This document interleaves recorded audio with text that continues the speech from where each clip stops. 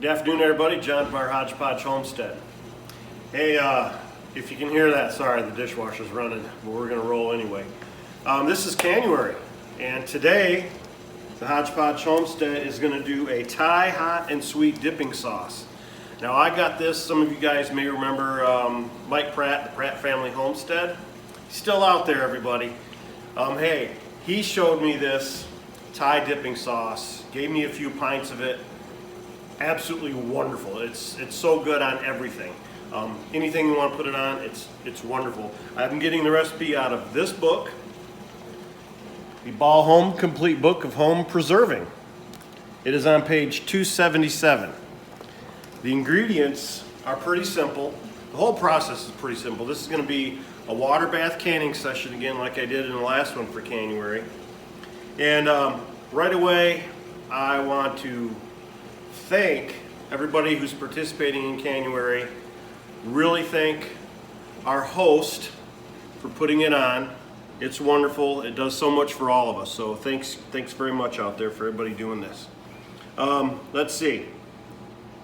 We're going to use a half a cup of finely chopped garlic. We're going to use a tablespoon of salt, 6 cups of cider vinegar, 6 cups of granulated sugar. I know that sounds a lot, but it's like when you make jelly. You gotta have it. It's what makes it.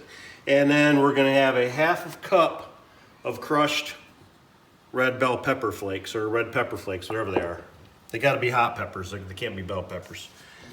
Okay, so I've already got my half pint jars in here. This should make 9 half pint jars, 8 to 9. I always throw an extra jar in just in case. So that's just my modus operandi, my MO. So, like I said, the jars are boiling, they're getting sanitized. Let's begin. Okay, so the first thing we want to do, the instructions say to prepare our jars and lids. Jars in there, lids are right here in a little bit of boiling water, they're just sitting in there. And then what we're going to do is, in a small bowl, we're going to combine our garlic and our salt, and we're going to set that aside. Well, that's pretty cool. Almost all came out in one little swoop there. And this is just garlic that, rather than chopping up a whole bunch of garlic, this is just a big jar of minced garlic from Walmart. It's a great value. Oh, by the way, Heather's filming. She is here. And then this calls for 1 tablespoon of salt. All right. We're going to combine this, which I guess when they say combine, they just mean stir up. It took me a while to find this recipe. I looked in a bunch of my other canning books, and I couldn't find it. And then, like I say, I'll show you the cover again. It's in this book right here on page 277. You want to get the ISBN number there real close? Yeah. Hope you guys can see that. It's not too blurry for you. That's a great way to order a book, right off that ISBN number. Okay, I'm thinking that's combined good enough. Okay, now one thing you want to be aware of, whenever you're using vinegar in a recipe, you want to use stainless steel. Because if you use like a cast iron pot, or if you use the stuff that's non-porcelain lined, you'll have a reaction from the vinegar, and it will ruin your pot and probably won't be very good for what you're going to eat. So, stainless steel with vinegar. Okay, in a large stainless steel saucepan, we're going to bring our vinegar to a boil. So let me get this poured in here.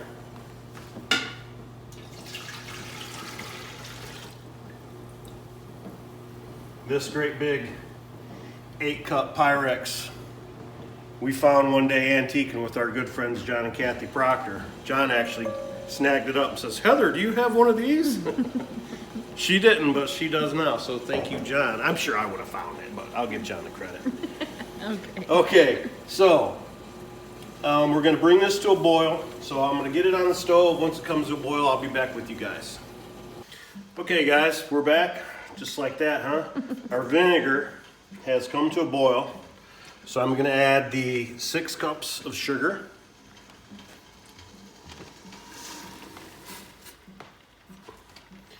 want to stir this continually until, ooh, I keep breathing that in, until the vinegar is completely dissolved.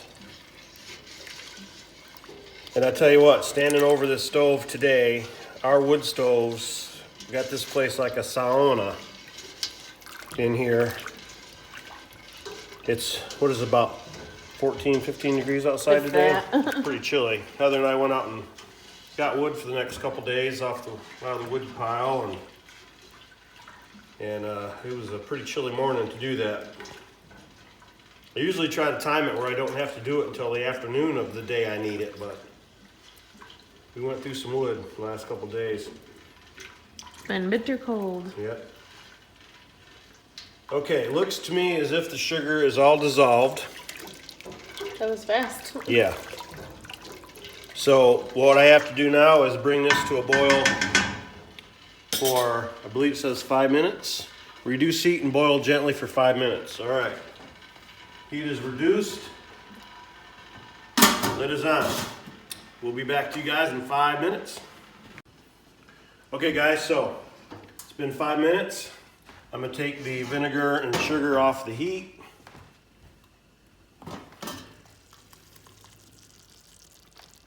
And now what we're gonna do is combine the garlic and the peppers. Remember, this is hot, so don't just throw it down in there. Whew, still splashing. Ooh, that smells delicioso. Okay, Dora. Yeah. All right, and that just says to mix it up thoroughly. Whew. Dang, that was with peppers too.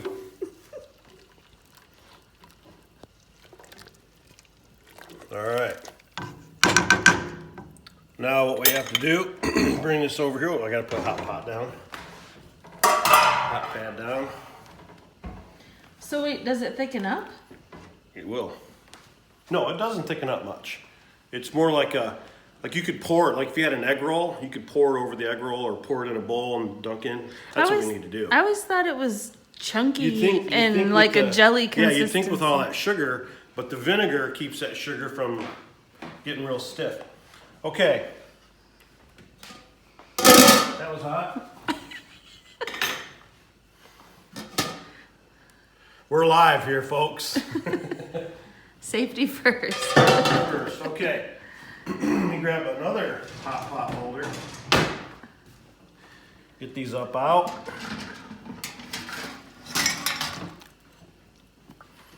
All right.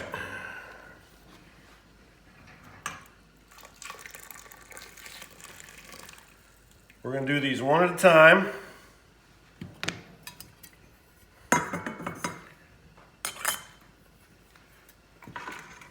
So you just want to stir it around so you don't get all the peppers and garlic in one.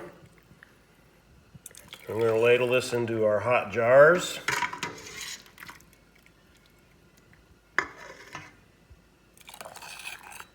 And you want to leave 1/2 inch of head space. And I'll show you what that looks like here in just 1 second.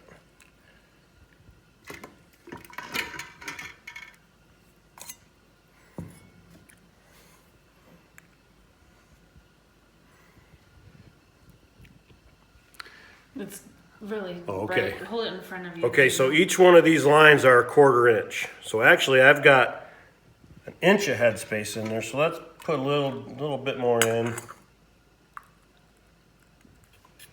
There we go. That looks a lot better to me.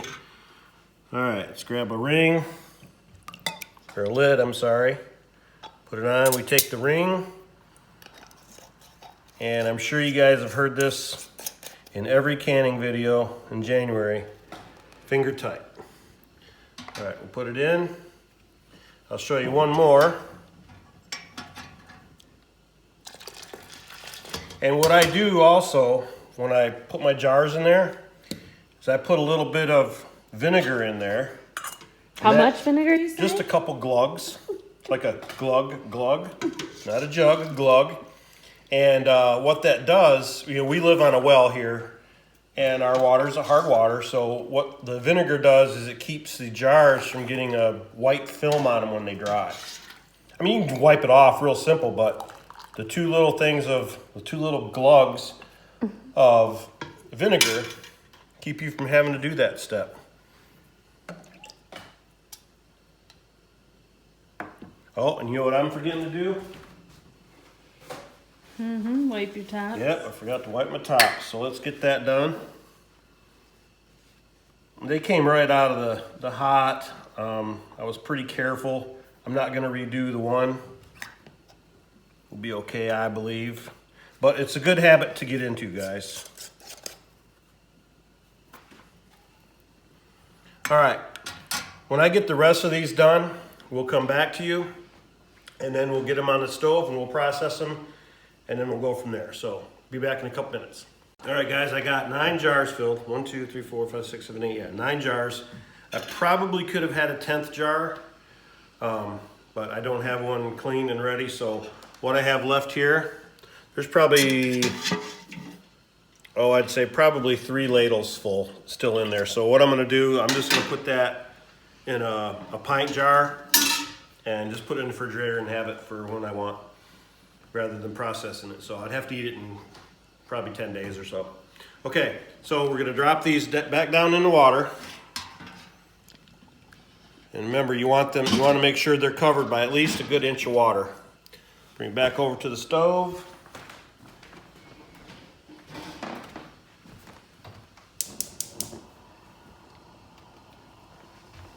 We're gonna bring this back up to a boil, which shouldn't take very long at all. And then, one of them kind of tipped over just a little bit. That's good. All right. And then we're gonna process them for 15 minutes. So once this comes to a boil, I'll start my clock for 15 minutes, and then we will be back with you guys. And we'll pull them out and we'll show you what they look like when they're done. They're not gonna look a whole lot different than what they do right now, but they'll be ready, they'll be shelf stable, and that's what we're all going for here. So be right back. All right, guys, so it's been 15 minutes. We'll turn the heat off. Again, we're gonna bring this back over here to our island. Okay, we're gonna bring them out. I'm gonna set them on a drying rack here. You wanna set them far enough apart from each other so there's a good airspace in between them. And if they have water on the top like that, you don't want to tip them over to get that water off. It'll evaporate right off, get sucked down in. And I wouldn't be surprised if we hear a pop here in any second. Oh, there we go. Oh, there we go. This was not pre-recorded, folks.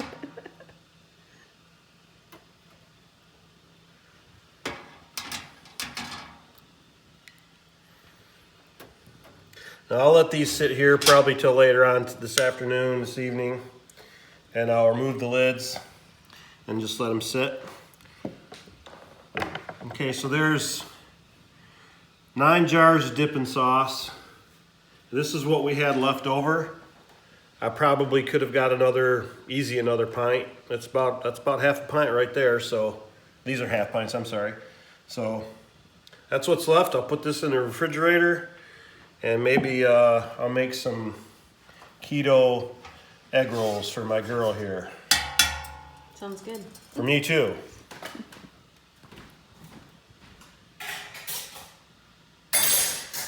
All right, so everybody, this is our second installment of Canuary for this year.